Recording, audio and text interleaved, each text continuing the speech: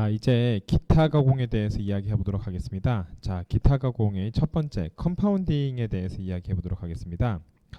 자, 기타 가공이라고 하는 것은 우리가 주로 메인으로 이야기하는 사출 또는 압출에 해당하지 않는 나머지를 우리가 진짜 그 기타 가공이라고 분류를 하긴 하지만 사실 얘네들이 기타 가공이라고 해서 중요하지 않은 게 아니라 굉장히 사실 중요한 요인이기 때문에 특히 컴파운딩 같은 경우에는 컴파운딩의 능력에 따라서 굉장히 우리가 그 다양한 제품을 새로 합성하지 않는다 하더라도 구현할 수 있을 정도로 굉장히 컴파운딩은 중요한 사업 중에 하나입니다. 예를 들어서 기업에서도 컴파운딩 사업만을 하나를 크게 가져가고 있는 데가 있을 정도로 컴파운딩은 굉장히 중요한 사업입니다. 자, 컴파운딩은 뭐냐면은 우리가 사용 목적에 따라서 여러 첨가제, 충진제, 보강제를 섞어주는 공정. 그러니까 쉽게 말해서 이것저것 이제 섞는 게 컴파운딩이다라고 하는데, 컴파운딩을 하는 가장 큰 이유는 우리가 원하는 물성을 얻고 싶은데 이 원하는 물성을 우리가 사실 제일 좋은 거는 새로 합성을 하는 거죠. 우리가 원하는 물성을 얻기 위해서 새로 합성하는 게 제일 좋은데 뭔가 조금 바꿀 때마다 새로 합성을 하면은 비용이 너무 많이 들기 때문에 기존에 있는 그 레진을 이용을 하여 레진들을 이용하여 새로운 물성을 구형. 이게 이제 사실은 그 컴파운딩의 가장 큰 목적이 되는 거죠. 그러니까 기존에 있던 레진들을 그대로 이용하면서 얘네들을 잘 섞어서 새로운 물성을 구현하겠다. 자, 그런데 여기에서 중요한 게 뭐냐면은 이 레진들을 그냥 섞는 거가 가장 메인이긴 한데 얘네들을 잘 섞고 우리가 원하는 물성을 구현하기 위해서는 다양한 첨가제, 충진제, 보강제 얘네들이 이제 들어가요. 그럼 첨가제, 충진제, 보강제를 넣어서 우리가 새로운 물성을 잘 구현할 수 있게 만들어주는 게 컴파운딩의 가장 큰 목적이다라고 할 수가 있겠습니다. 자, 그래서 주어진 처방에 따라서 각종 첨가물을 균일분포 형상으로 혼합하는 것이 컴파운딩의 목적이 되겠고요. 자, 컴파운딩 공정 기술의 경우에는 다음과 같이 이제 그 포뮬레이션이라는 게 하나 있고요. 그러니까 처방이라고 하는 조금 이상한데 포뮬레이션. 그러니까 어떻게 포뮬레이션을 하느냐에 따라서 사실 이거는 기업 비밀에 속합니다. 그래서 어떻게 포뮬레이션 하느냐에 따라서 얘네의 성능이 굉장히 많이 바뀌기 때문에 한 포뮬레이션을 만들기 위해서 굉장히 다양한 그 테스트를 진행을 하게 됩니다. 그리고 거기에 필요한 공정, 그러니까 어떤 혼합 분선 공정을 할 것인지 강화 공정을 할 것인지 뭐 거기에서 펠렛 제조를 할 것인지 뭐 이러한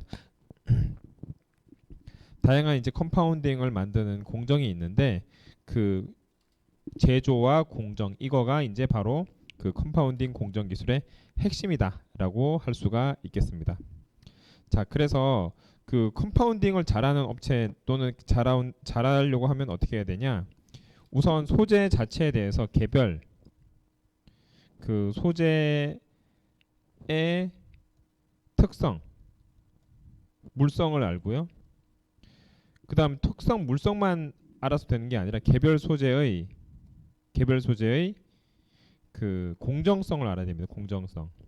그러니까 쉽게 말해서 예를 들어서 어떤 애들은 멜팅 포인트가 높고 어떤 애들은 멜팅 포인트가 낮아요. 그렇다면은 멜팅 포인트가 높은 애와 멜팅 포인트가 낮은 애를 잘 섞이게 하기 위해서는 사실은 멜팅 포인트가 높은 애에 맞출 수밖에 없거든요.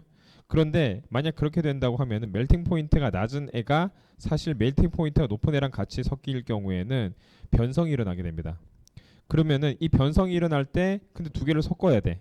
변성은 일어나는데 두 개를 예를 들어서 뭐 섞으면서 왜냐면 일단 변성이 일어난다고 하면은 우리가 원하는 물성을 이용할 수가 없겠죠. 왜냐면 변성이 일어나니까. 그러면은 변성이 일어나지 않으면서 우리가 공정 조건을 맞출 때 사용하는 게 뭐다? 첨가제다. 그래서 첨가제는 우리가 여기에서 사용하는 첨가제는 굉장히 다양한 첨가제 있는데 그 중에 중요한 첨가제가 하나가 공정에 사용하는 공정 첨가제예요. 사실 기능 첨가제 공정 첨가제랑 기능 첨가제가 있는데 자, 여기서 공정첨가제라고 하면은 우리가 어떠한 공정에서 사실 예를 들어서 열화가 발생을 하든지 아니면 얘네가 탄화가 발생을 하든지 이렇게 물성 저하가 발생하는데 이러한 첨가제를 더함에 의해서 얘네들이 산화가 되는 걸 방지한다든지 이러한 역할을 하는 애들이 있어요. 그러면 그런 그 공정 첨가제를 그 공정에 사용된 첨가제를 잘 사용을 하면은 얘네들이 서로가 공정 조건이 다름에도 불구하고 잘 섞일 수가 있고 또는 하나는 유동성이 되게 좋고 하나는 유동성이 별로 안 좋은데 사실 유동성이 두 개가 같기가 쉽지가 않거든요. 그러면은 얘네들을 또 두 개가 잘 섞이려면은 하나는 잘 섞이고, 그러니까 하나는 유동성이 좋고 하나는 유동성이 안 좋으면 두 개가 잘 섞기가 당연히 힘들기 때문에 걔네를 비슷한 유동성으로 만들어주는 뭐 그런 첨가제. 이러한 것들 굉장히 다양한 공정에서 두 개를 잘 밸런스를 맞춰준 첨가제들이 하나가 있고 또 다른 첨가제들은 기능 첨가제라고 해서 예를 들어서 우리가 여기 어떤 특별한 기능을 부여하고 싶다. 그럼 특별한 기능 예를 들어서 무슨 뭐 색깔을 넣는다든지 아니면은 여기에 이제 뭐 반짝반짝거리는 효과라든지 아니면 오돌도돌한 효과라든지 이러한 굉장히 여러분들이 이제 그 병이나 이러한 플라스틱을 봤을 때 야 얘는 어떻게 만들었을까 싶은 것들은 대부분 다 특수효과 첨가제에 의해서 만든 것들이 많습니다. 그럼 걔네들을 이렇게 집어넣어서 기능을 구현을 하는데 그러면은 이제 그냥 얘네들을 아까 우리가 보여줬던 그 우리가 이전 시간에 보여줬던 그 이전에 보여줬던 그 피더에다가 그냥 다 같이 집어넣어도 되긴 하지만 만약 그렇게 다 피더에다가 첨가제 집어넣고 그 다음에 여기에다가 뭐 그 이러한 레진 집어넣고 뭐 이렇게 그냥 적당히 섞어서 집어넣으면은 그렇게 해도 얘네가 공정이 어느 정도 될 수는 있지만은 실질적으로는 얘네가 사실 잘 안 섞입니다. 안 섞여서 결국에는 우리가 원하는 결과를 못 얻을 가능성이 굉장히 높아요. 그렇기 때문에 이러한 그 원료 수지라든지 첨가제를 혼합을 하여서 펠렛, 원칩과 같은 펠렛을 제조하여서 그 펠렛을 가지고 얘네가 잘 섞인 펠렛을 가지고 컴파운딩을 잘 해가지고 잘 섞인 펠렛을 가지고 다시 걔네를 이제 그 우리가 뭐 원하는 형태로 뭐 성형을 하든지 압출을 하든지 하는데 사용하는 것이 가장 이제 제품을 만드는 데는 유리하다라고 이해하면 되겠습니다. 자, 그 다음에 여기서 중요한 게 뭐냐면은 혼합인데 혼합이 되게 중요하죠. 그럼 혼합 또 혼련 공정이라는 게 있는데 혼합이라고 하면은 우리가 두 가지가 있어요. 디스퍼시브 믹싱이 있고 디스트리뷰트 믹싱이 있어요. 디스퍼시브 믹싱의 경우에는 이러한 어글로머레이트 또는 젤 등을 분쇄 어글로머레이트나 젤이 뭐냐면은 얘네가 겔화된다고 하든지 아니면은 어글로머레이트랑 겔이랑 좀 다른데 겔은 그 폴리머 자체가 얘네가 이렇게 딱딱하게 좀 뭉친 애들을 겔이라고 하고요. 그 다음에 오글로머레이트의 경우에는 이것저것 얘네들이 다 이렇게 합쳐가지고 뭔가 이렇게 그 파티클 같은 것들을 형성한 애를 우리가 그 어글로머레이트라 그래요. 그럼 걔네들을 그대로 놔둔다면은 당연히 제품의 품질에 안 좋은 영향을 줄 수밖에 없기 때문에 걔네들을 이렇게 분쇄해서 그 매트릭스 내에 분산 혼합시키는 것을 우리가 디스펄시브 믹싱이라고 하고요. 그리고 혼합 대상 물질의 점도가 매트릭스의 점도와 비슷하거나 또는 도메인 크기의 감소 없이 얘네들이 균일 분포할 수 있도록 그러니까 한마디로 얘네가 그 서로가 잘 섞이게 하는 그러한 믹싱을 만드는 것을 우리가 디스트리뷰트 믹싱이라고 한다라고 이해할 수가 있겠습니다. 자, 그러면은 이게 이제 혼합 혼련에 대한 이야기를 했고요. 그 다음에 열 성형에 대해서 한번 이야기를 해보도록 하겠습니다. 열 성형. 자, 열 성형의 경우에는 지금 얘는 이제 우리가 지금 여기서 이야기했던 컴파운딩은 그 전공정이다라고 한다면 전공정. 그러니까 어떤 그 공정을 하기 전에 이제 보내는 것을 우리가 그 컴파운딩 전공정이다라고 한다면은 열 성형의 경우에는 후공정이 해당이 돼요. 후공정.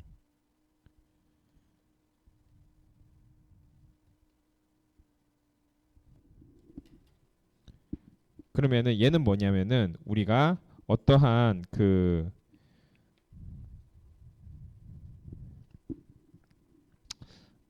예를 들어서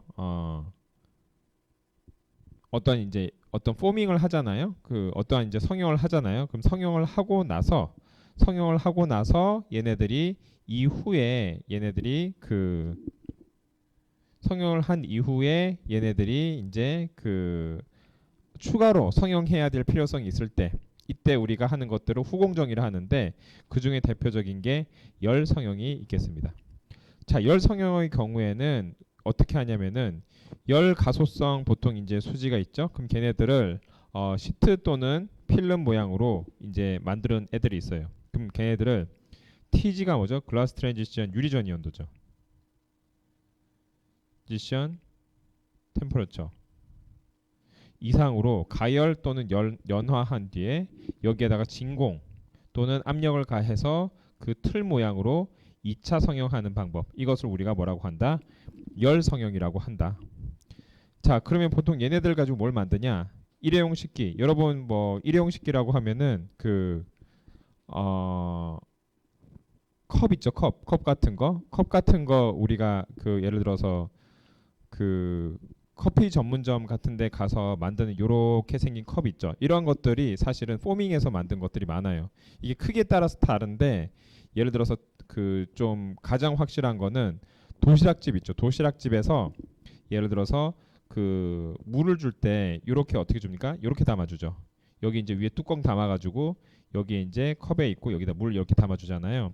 이러한 컵 있죠. 이러한 컵들은 대부분 이런 서머 포밍에 의해서 만든 애들이 대부분입니다. 그래서 이러한 식으로 좀 약간 그 틀에 맞춰서 이렇게 가열 연화한 뒤에 이렇게 쭉 틀 모양으로 만들어서 2차 성형하는 것들이 굉장히 우리가 다양한 컨테이너의 성형법으로 잘 사용이 되겠다. 자, 열 성형 공정으로서 이제 얘네가 다양한 열 성형으로서 가공 형상에 따라서 다양한 열 성형을 할 수가 있고 굽힘 가공, 자유 치입 가공, 진공 성형, 압공 성형, 프레스 성형 이러한 다양한 성형 방법으로서 우리가 열 성형을 할 수가 있고요. 열 성형 공정의 특징은 얘네들이 그 수지를 틀에 고정한 후에 가열 연화, 그 다음에 진공 압력을 가한 뒤에 성형품을 만들고 냉각 고화, 그 다음에 예를 들어서 그 요거까지 끝났다 그러면은 마무리 손질까지 해서 우리가 제품을 완성합니다. 그 마무리 손질하는 게 뭐냐면은 얘네들이 우리가 실제로 어떤 제품을 만들 때 얘네들을 이렇게 만든다라고 합시다. 그럼 이런 식으로 이렇게 쭉 들어가서 얘를 뽑는단 말이에요. 그럼 이렇게 돼 있겠죠. 그러면은 사실 실제로 우리가 필요한 얘는 여기까지 얘만 필요하지 여기 있는 나머지에는 얘는 필요한 애들이 아니란 말이에요. 그럼 얘네들은 어떻게 돼요? 잘라내야 되겠죠. 걔네들이 이제 마무리 손질한다라고 이해하면 되겠습니다.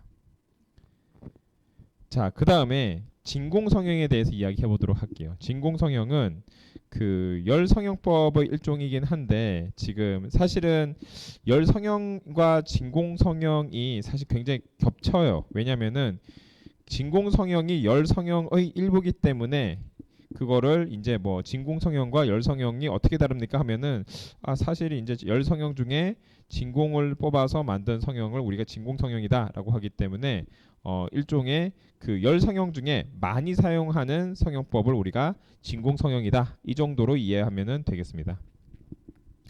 그래서 이제 진공 성형의 경우에는 그 열 성형의 일종으로서 판재를 금형 위에 놓고 가열 연화한 뒤에 얘를 이제 진공으로 다이에 밀착하고 진공 상태를 만들어서 냉각 성형 냉각하는 이런 애들을 우리가 뭐라고 한다? 진공 성형이다라고 이야기할 수가 있겠습니다. 자, 그래서 이러한 진공 성형 방법으로서는 스트레이트법, 드레이프 성형, 그다음에 에어 슬립, 그다음에 플러그 보조 성형 이러한 것들을 우리가 쓸 수가 있고요. 거기에 대해서 이제 밑에서 한번 다시 설명하도록 하겠습니다. 자, 이러한 진공 성형의 특징은 뭐냐면은 우선 금형 비용이 낮고 왜냐면은 금형 비용이 낮다라고 하는 것은 금형 비용이 예를 들어서 금형이 복잡하면 복잡할수록 금형 비용이 많이 듭니다. 그런데 이 금형 비용이 낮다라고 하는 것은 금형 자체가 복잡하지 않다라는 소리고요. 그 다음에 요거 하는 행위 자체가 별로 어렵지가 않아요. 금방 배울 수가 있어요. 그래서 작업이 간단하고 금형 한쪽만을 가지고 성형을 할 수가 있기 때문에 그냥 간단한 소량 생산에 굉장히 적합하다. 그래서 우리가 그 작은 용기 굉장히 많이 쓰고요. 욕조도 이렇게 많이 만들 수가 있고요. 자동 그 냉장고, 내장품, 간판 이런 대형 성형품에도 우리가 진공 성형을 쓸 수가 있다. 간판 같은 경우 요거 여러분들 그 어떤 그런 간판 혹시 본 적 있죠? 그 이런 거 있죠. 간판은 간판인데 글자가 이제 새겨져 있어요. 예를 들어서 광운대 어떻게 되지? 광 광. 뭐 이런 식으로 해가지고 약간 입체적으로 볼록볼록 튀어나온 거 있죠. 이것을 우리가 그 만들 때 대부분 다음과 같이 광, 운,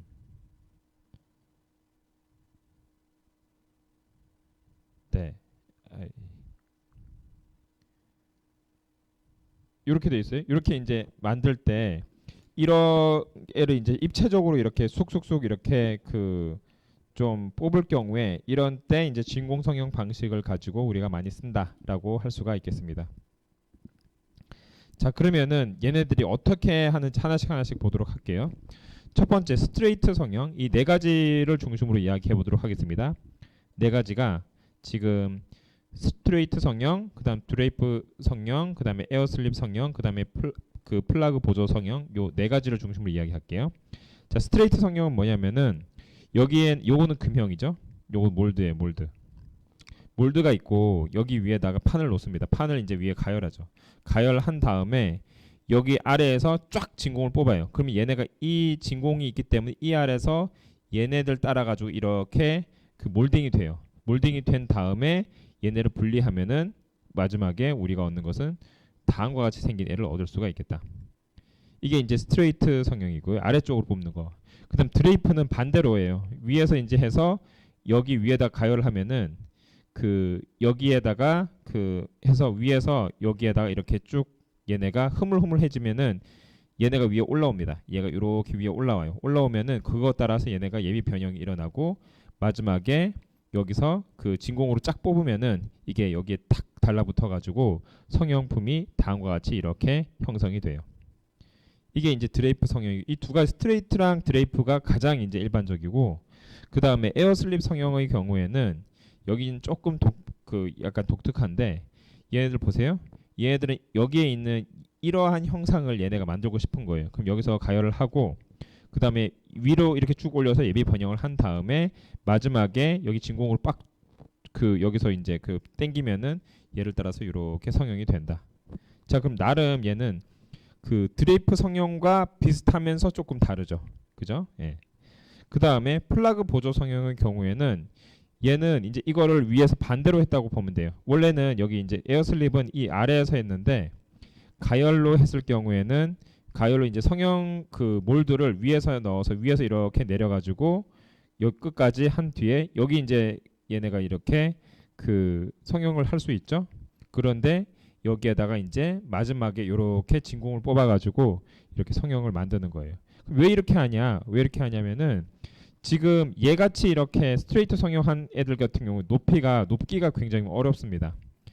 낮은 애들 이렇게 좀 약간 지금 아까 이야기한 것처럼 우리가 도시락에서 그 주는 물 정도 이런 그 높이면은 이게 별로 어렵지가 않아요. 스트레이트 성형이 어렵지가 않아요. 그런데 만약 우리가 예를 들어서 그 커피 전문점에서 좀 약간 깊이가 깊은 컵 있죠. 깊이가 깊은 컵은 요렇게 그 진공 땡겨 가지고 하기가 쉽지가 않아요. 그럼 그럴 때 다음과 같은 플러그 보조 성형처럼 위에서 이렇게 아래로 내려 가지고 여기에 많이 맞춘 다음에 마지막에 얘네가 요렇게 진공으로 땡겨 가지고 그 이렇게 그 압착을 했을 경우에 좀 깊이가 있는 컵을 다음과 같이 성형을 할 수가 있다. 자, 그래서 지금 스트레이트 성형 같은 경우에는 깊이가 얕은 컵, 플러그 보조 성형 같은 경우에 깊이가 약간 깊은 컵 이런 식으로 만들 때 진공 성형을 쓸 수가 있게 되겠습니다. 자, 여러분이 이제 실질적으로 이런 그 여러분 생활 근처에 있는 그런 그 많은 제품들을 이렇게 성형법을 봤을 때 이제는 눈이 다르게 보일 거예요. 아, 이게 예를 들어서 커피를 한 잔 뭐 사 먹는다, 테이크아웃을 한다 하더라도 아, 얘네들은 진공 성형으로 만들었구나. 아, 얘는 스트레이트 성형으로 만들었구나. 얘는 플러그 보조 성형으로 만들었구나 하는 게 이제 눈에 보이기 시작할 거예요. 그만큼 우리 주위에 정말 많은 이제 성형 제품이 있는데 이러한 것들이 다음과 같이 이제 이런 그 후공정, 진공 성형과 이런 공정으로서 생각보다 많이 쓰이고 있다. 자, 그러면 이러한 진공 성형 가지고 만드는 거를 한번 실제로 보도록 할게요.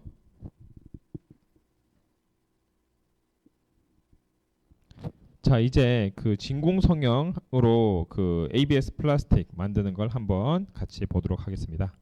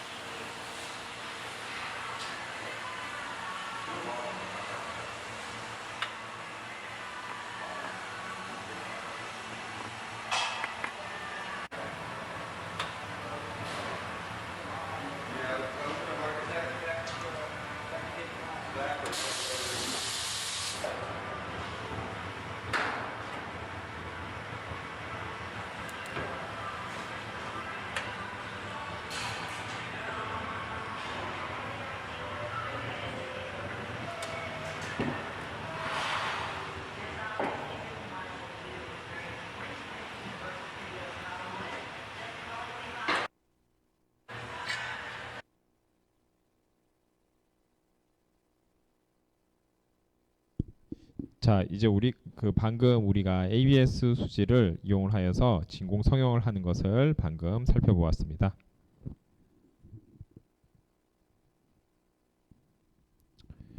자, 이제 그 연신 성형에 대해서 이야기를 해보도록 할게요. 연신 성형은 좀 다른데 그 연신 성형이라고 하면은 얘네를 그 필름 또는 시트 또는 단섬유 등을 이제 배양시키는 것을 우리가 연신 성형이라고 하고 한 방향 또는 이제 가로 세로 양방향으로 늘리는 것을 우리가 연신 성형에 하는데 예를 들어서 이제 한 방향으로 이렇게 성형하는 것을 우리가 일축 연신, 그 다음에 가로 세로 양방향으로 늘리는 것을 이축 연신이라고 합니다. 연신을 하는 이유는 뭐냐면은 배향 이제 얼라인을 하는 게 목적인데, 얼라인이 뭐냐면은 그 예를 들어서 우리가 고분자가 있으면은 이 고분자가 이렇게 체인이 이렇게 돼 있잖아요. 그럼 체인을 얘네가 이런 식의 상태가 되어 있으면 우리가 그 정렬이 되어 있지 않은 아모포스 상태예요.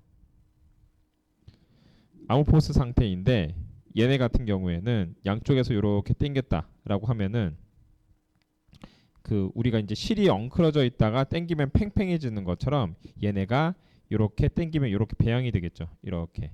그럼 얘네가 배양이 되면은 일종의 그 결정화가 되는 효과를 나타냅니다. 결정화가 된 효과를 나타내기 때문에 결정화가 되면 어떻게 됩니까? 그냥 이렇게 실 뭉치로 있을 때랑 실을 팽팽하게 당겼을 때, 실을 팽팽하게 당겼을 때가 얘네들이 강도가 더 좋죠. 그렇기 때문에 얘네들의 강도를 개선을 하든지 또는 이렇게 했을 때 얘네들의 그 물성이 같이 개선이 되거든요. 다른 과학적 물성이나 이런 물성이 같이 개선이 되는 거.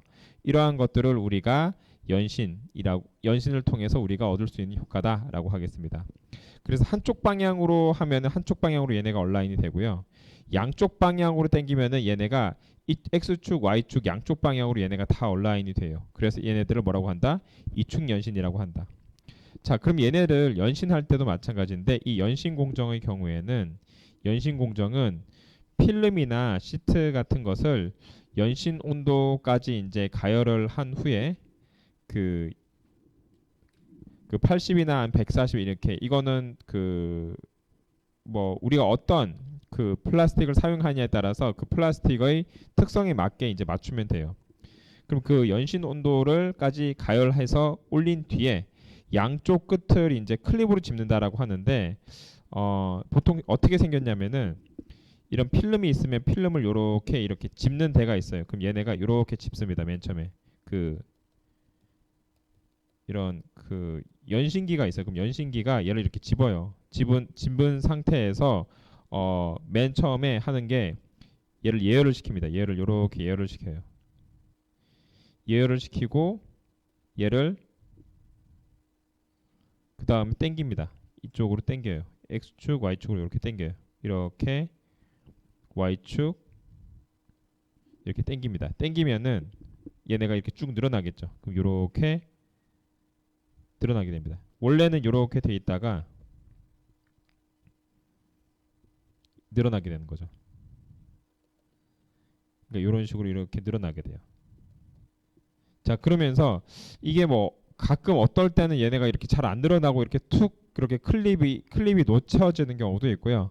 어쩔 때는 얘네가 이제 뭐 찢어지는 경우도 가끔 있긴 한데 기본적으로 이런 식으로 하면은 원래 있던 부분보다 이런 식으로 얘네가 온라인을 이렇게 하게 되는 효과를 나타내게 됩니다.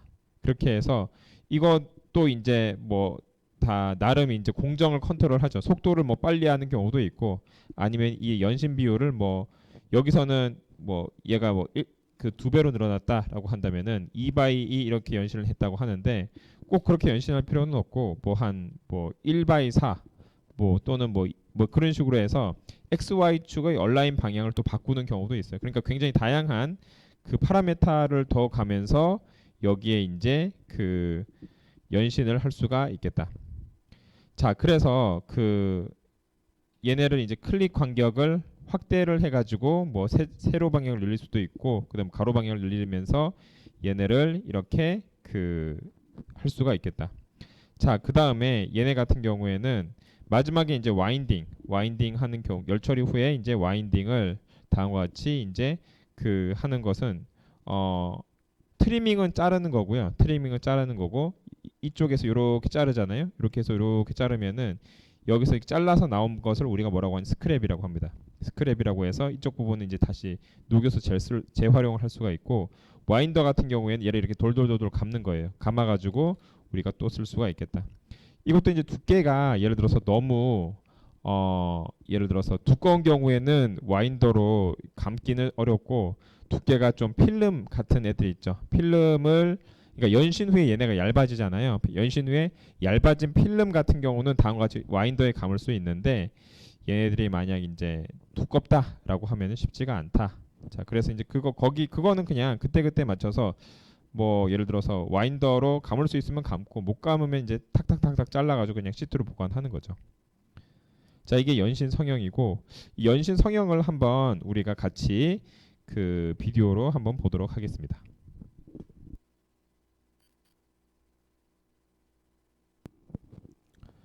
자, 이제 그 대만에 있는 폴리스타라는 업체인데 이 폴리스타라는 업체에서 얘네가 그 연신 성형을 어떻게 하는지를 한번 같이 보도록 하겠습니다.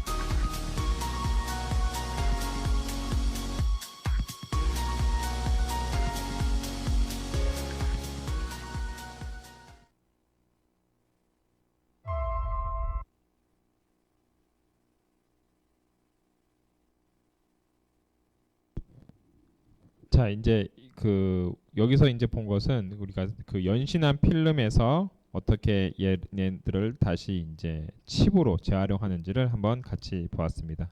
예, 그러면서 연신을 하는 거를 우리가 자세히는 못 봤는데 이렇게 땡기면서 얘네들이 연신되는 것을 한번 우리가 볼 수가 있었습니다. 예를 들어서 여기서 보면은 원래 있던 것을 다시 리사이클하면서 얘를 이렇게 칩을 만들죠.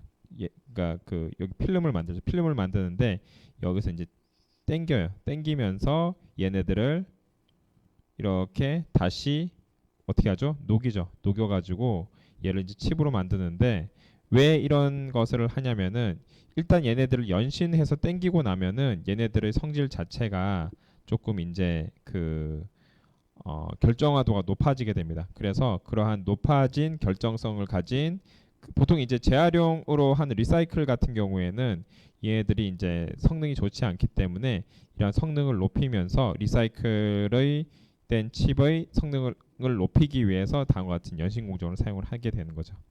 자, 다음과 같이 우리가 그 연신 공정에 대해서 한번 알아봤고요.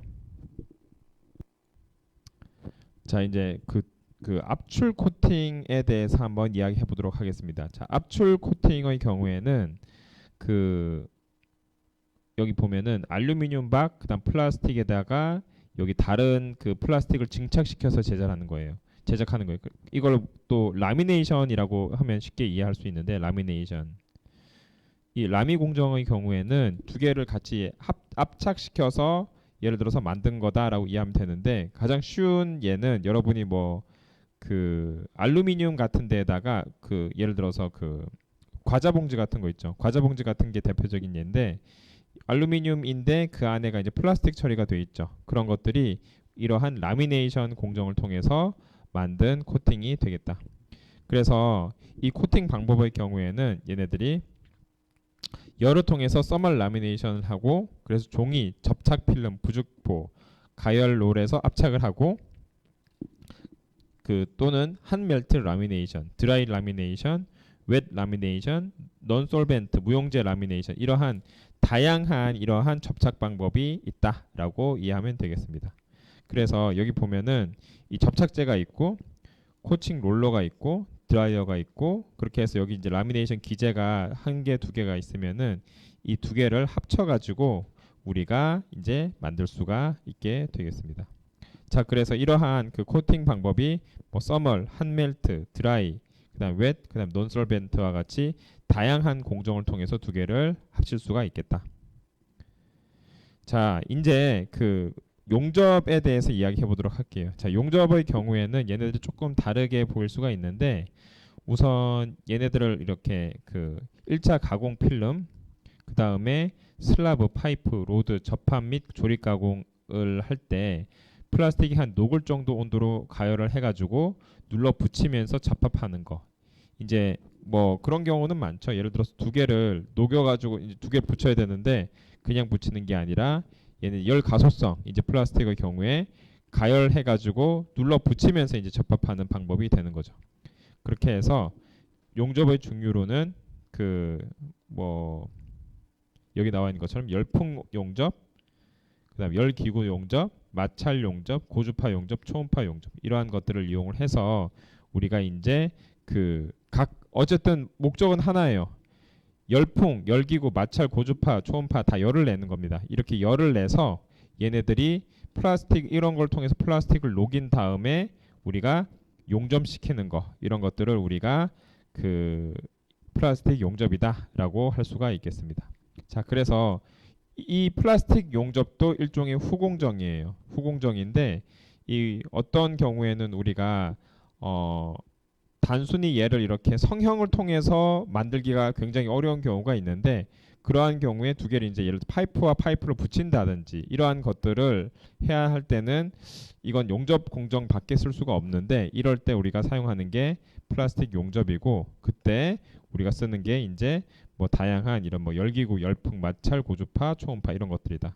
자, 그래서 우리가 가장 익숙한 거는 이러한 열기구를 통한 용접인데 인두같이 생긴 것들을 이용을 하여서 녹여가지고 얘를 용접시키는 거다라고 할 수가 있겠습니다.